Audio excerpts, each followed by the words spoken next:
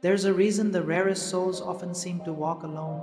You've seen them, the quiet ones, the ones who seem to belong everywhere and nowhere all at once. People call them arrogant or aloof, but it's not arrogance. It's awakening, because when you finally see the truth of this world, it's impossible to unsee.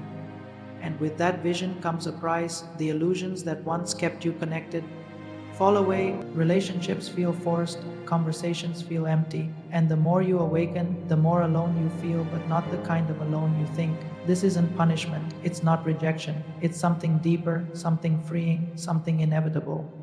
And if you've ever wondered why you feel like a stranger in the crowd, you may already be one of them, the chosen ones, the ones who walk alone, which explains why people don't really know what to do with you. An ancient paradox: the great teachers all walked alone. Lao Tzu vanished into the mountains. Nietzsche warned of the loneliness of the overman. Even Jesus went into the wilderness, because culture punishes anyone who stops pretending. Society is built on shared illusions, the idea that success makes you worthy, that conformity keeps you safe, that validation means love.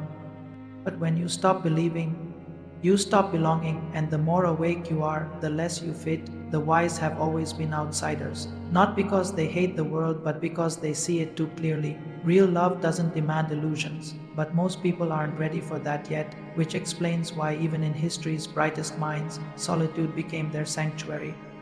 Alan Watts himself spoke of this: how most relationships are built on mutual reassurance, not truth. People don't want to see themselves clearly, so they avoid those who force them to. And when you awaken, even by accident, you become that mirror. Suddenly, your silence feels like judgment, your calm feels like distance, your lack of need feels like rejection, but you're not rejecting anyone.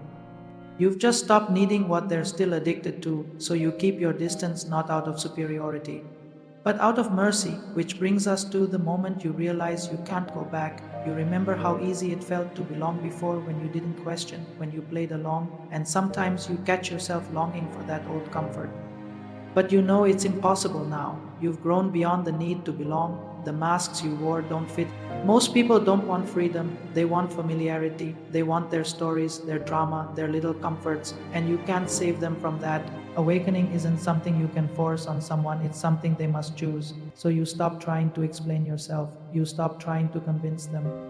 You simply become a quiet presence, a reminder that another way is possible, and though they may never follow, you walk your path anyway, because you've learned something most people never will: you can be alone without being lonely, which explains the resistance you still feel from others. They call you distant, cold, arrogant. They assume you think you're better than them.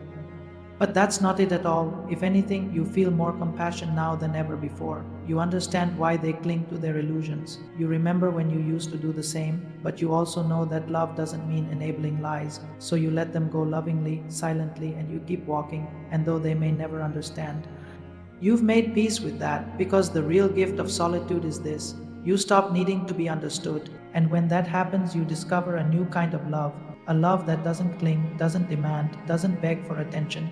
You realize you are whole already, and that wholeness attracts what's real. Slowly, quietly, the right souls appear, those rare few who've walked through their own fires. And you recognize each other instantly, not by words, not by need, but by presence. Together or apart, you're never truly alone again, because you carry your own belonging within you, and in that space, you finally feel at home, which brings us to the closing truth: if you've ever felt too different, too awake, too alone, don't let the world convince you that something is wrong with you. You were never meant to fit in here. You were meant to see, to walk, to wake. And though the path is quiet, it's not empty, it's yours. One day, others will see what you saw, and they'll remember the way. Because you left footprints in the dark, so keep walking, keep being, keep becoming, because the chosen ones always walk alone. Until the world finally catches